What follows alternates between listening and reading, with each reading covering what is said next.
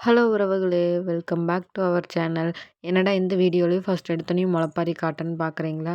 எங்க ஊர்ல நடந்த கும்பாபிஷேகத்த இந்த வீடியோல பார்க்க போறோம். ஃபர்ஸ்ட் நாள் வந்து முளைப்பாரிய வீட்லேருந்து சாமி கும்பிட்டு எடுத்துட்டு போனோம்.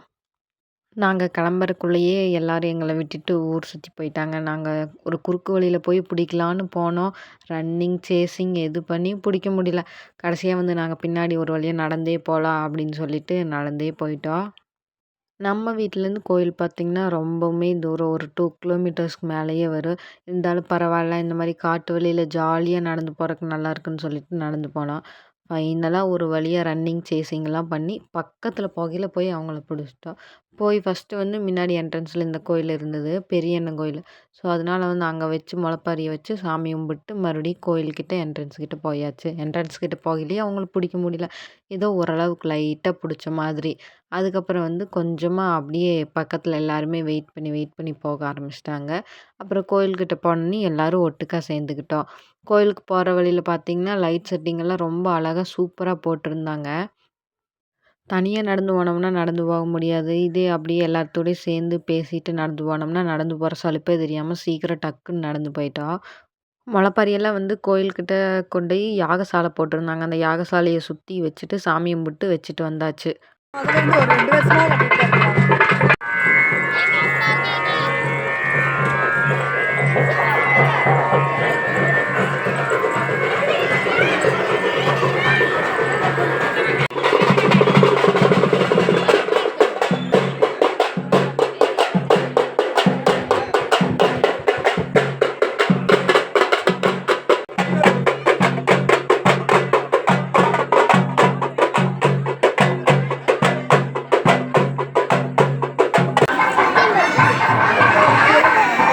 அன்போடு கேட்டுக்கொள்ளப்படுகிறோம்.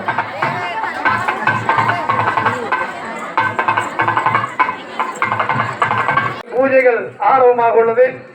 ஆகவே அனைத்து பெரியவர்களும் தாய்மார்களும்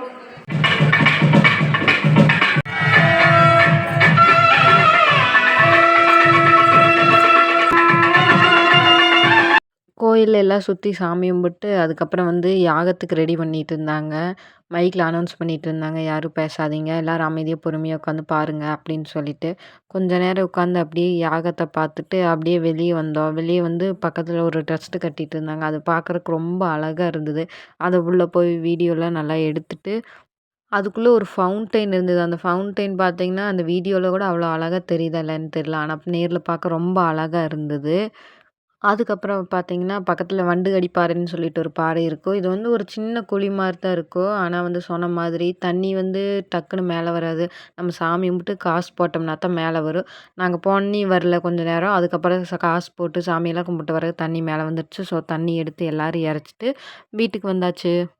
2வது நாள் சாயந்தரம் வந்து தீர்த்த குடம் கொண்டு போனோம். ஃபர்ஸ்ட்டு வந்து விநாயகர்கிட்ட வச்சு சாமி கும்பிட்டு, அதுக்கப்புறம் வந்து கொஞ்ச நேரம் எல்லாரும் வரட்டுன்னு சொல்லி வெயிட் பண்ணிட்டு உட்காந்து வேடிக்கை பார்த்துட்டு இருந்தோம். அதுக்கப்புறம் எல்லாருமே வந்துட்டாங்க. எல்லாருமே வந்ததுக்கப்புறம் ட்ரம் செட்டில அடிச்சு தீர்த்த குடம் எடுத்து கோயில் சுத்தி வந்தோம்.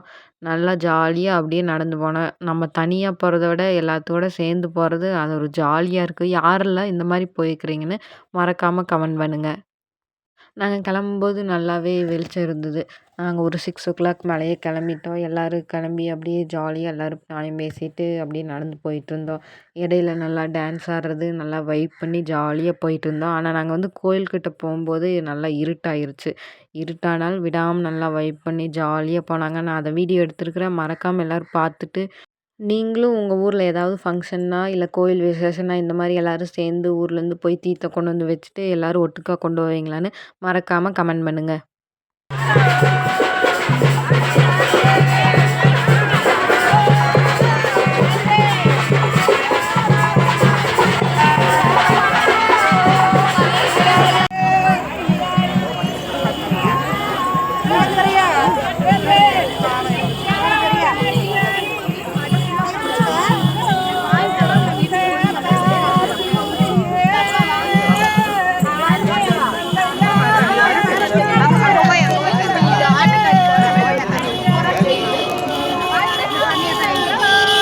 நாங்க எல்லாரும் சேர்ந்து ஒட்டுக்கா தீர்த்த குடம் கொண்டுட்டு கோயில்கிட்ட போம்போது நைட் ஆயிருச்சு. நல்லா டிராஃபிக் வேற. எல்லாரும் ஒட்டுக்கா போகவும், நடந்து போகிறவங்க, பைக்கில் வரவங்க எல்லாரும் ஒட்டுக்கா போகவும் நல்லா டிராஃபிக் ஆயிருச்சு.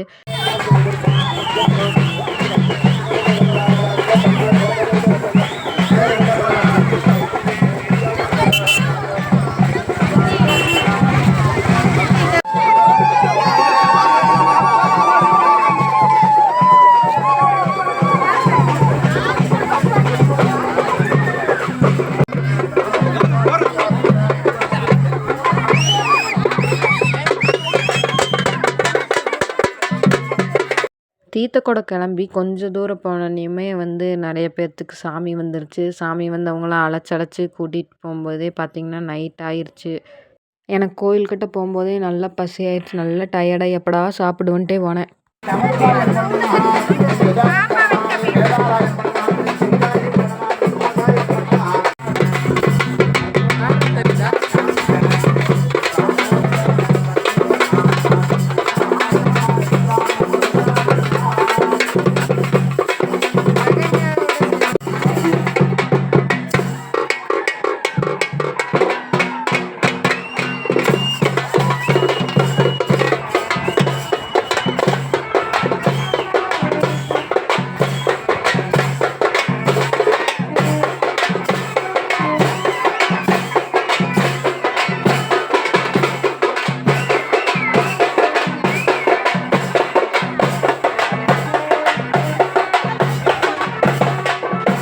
நான் நினச்ச மாதிரியே குடத்த காலையில் ஊற்றுக்கலான்னு சொல்லிட்டாங்க. ஸோ அதனால சாமிக்கு ஒரு டேங்க்ஸை போட்டுட்டு அப்படியே போய் லைனில் நின்னேன். லைனில் நின்று கொஞ்சமாக தான் கூட்டம் இருந்தது. நான் ஃபஸ்ட்டு போன வேலையே சாப்பாட்டுக்கு தான். நைட் சாப்பாடு பருப்பு சாப்பாடு, பிரியாணி, அப்புறம் குருமா, அது கூட கம்மஞ்சாப்பாடு வித் மோர் மிளகா எல்லாம் வாங்கி சாப்பிட்டு இருந்தாங்க. நானும் ஓடி போய் வேகமாக வாங்கி சாப்பிட்டு அதுக்கப்புறம் கொஞ்ச நேரம் உட்காந்து பேசிகிட்டு இருந்தோம்.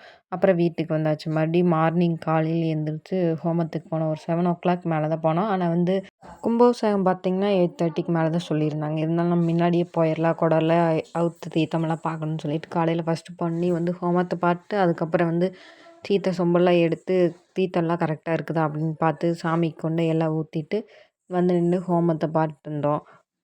அதுக்கப்புறம் நான் அந்த ஃபவுண்டைனுக்கு போயிருந்தேன். நைட்டு காமிச்சேன் பார்த்திங்கன்னா, அந்த ஃபவுண்டைனில் காலையில் தண்ணி வந்துட்டு இருந்தது. இது ரொம்பவே அழகாக இருந்தது. இந்த வண்டுகடி தீர்த்த பாறைன்னு சொல்லியிருந்தேன் பார்த்திங்களா, இதுதான் சாமி. இங்கே வண்டுகடி பாறைன்னா என்னென்னா அந்த காலத்துலலாம் வண்டுகடி வந்தால் தேமல் மாதிரிலாம் வந்தால் அலர்ஜியெல்லாம் வந்தால் ஹாஸ்பிட்டல்லாம் கிடையாதுல்ல. ஸோ அதனால இந்த மாதிரி கோயிலுக்கு தான் போய் மருந்து எடுத்துருப்பாங்க. அந்த மாதிரி இந்த தண்ணி எடுத்துகிட்டு போய் ஒரு 3 நாள் இல்லை 5 நாள் வச்சு போட்டோம்னா உடம்புல இருக்கிற தேமல் மாதிரி இல்லை நம்மளுக்கு சொறி மாதிரி வந்திருக்கிறது எல்லாமே, நோய் இருந்தால் கூட தீராத நோய் ரொம்ப நாளாக இருந்துகிட்டே இருக்குது, அது கூட சரியாயிடும். அந்த மாதிரி ஒரு சிறப்பு மிக்கது. தண்ணி எல்லா நாள்லாம் மேலே இருக்காது. நம்மளுக்கு ஏதோ ஒரு தேவைன்னா மட்டும்தான் இருக்கும். நம்ம அதுவும் சாமி கும்பிட்டு காசு போட்டு எங்களுக்கு இந்த மாதிரி கஷ்டத்தை தீர்த்து விடு சாமின்னு கும்பிட்டோம்னா தண்ணி மேலே வரும். இதெல்லாம் கேட்கும்போதே எவ்வளோ ஒரு அபூர்வமாக இருக்குது. அதுக்கப்புறம் சாப்பிட்டு கோயிலுக்குள்ளே வந்தாச்சு. கோயிலுக்குள்ளே நாங்கள் போகும்போதே இடமே இல்லை. ஸோ அதனால் நாங்கள் ஒரு இடத்துல போய் ஒரு மூலையில் கோபுரம் தெரிகிற மாதிரி நின்றுட்டோம். ஃபஸ்ட்டு விநாயகர் கோயிலுக்கு பூஜை பண்ணலான்னு சொல்லிட்டு மேலே கோபுரத்தில் ஐயர் இருந்தார். அதுக்கப்புறம் பார்த்திங்கன்னா அம்மனுக்கு பூஜை பண்ணுறதுக்காக இந்த பெரிய கோபுரத்துலேயும் ஐயரெல்லாம் மேலே ஏறிட்டாங்க.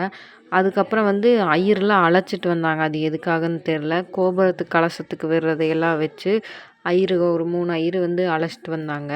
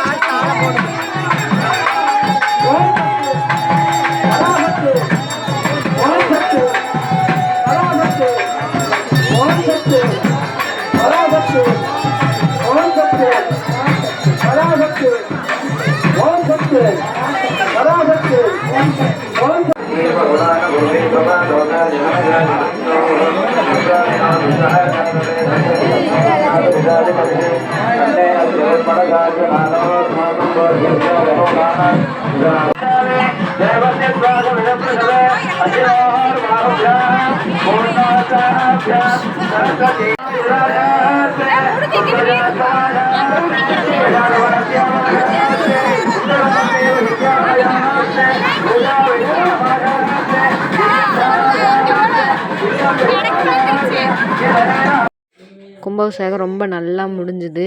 கும்பாபிஷேகம் முடிஞ்சதுக்கப்புறம் கும்பாபிஷேக கலசத்துலேருந்து தண்ணி விழுந்தது. அது எல்லாத்து மேலேயும் விழுகாதுன்னு சொல்லிட்டு மேலேருந்து பைப் வச்சு அடிச்சுட்டு இருந்தாங்க. இங்கே அடி அங்கே அடின்னு சொல்லி எல்லாத்து மேலேயும் தீர்த்தம் போட்டு ஃபைனலாக வந்து பொம்மையை வாங்கிட்டு வீட்டுக்கு கிளம்பியாச்சு. இந்த வீடியோ பிடிச்சிருந்தா மறக்காமல் சப்ஸ்கிரைப் பண்ணி லைக் பண்ணி ஷேர் பண்ணுங்கள்.